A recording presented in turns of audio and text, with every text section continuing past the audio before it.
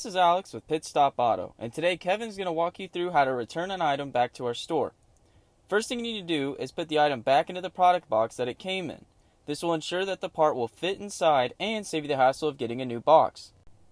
The next thing you need to do is secure the item inside the box so that it doesn't move around while it is being shipped.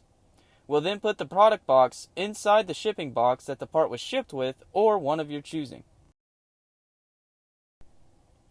Now that we know the part is secure, we have to properly tape the box up.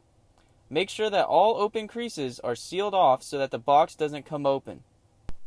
By taping it like this, it also prevents the part from being tampered with.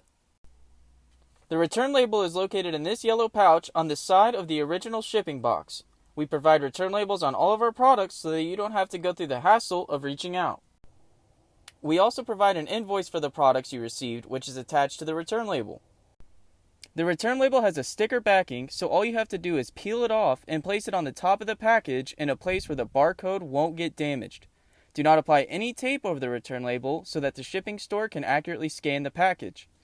To see what shipping store you need to drop your package off at, there is a place of business and the logo of that business. All you need to do now is take the package to your local shipping center that matches the one on the return label, and we'll take the rest from there.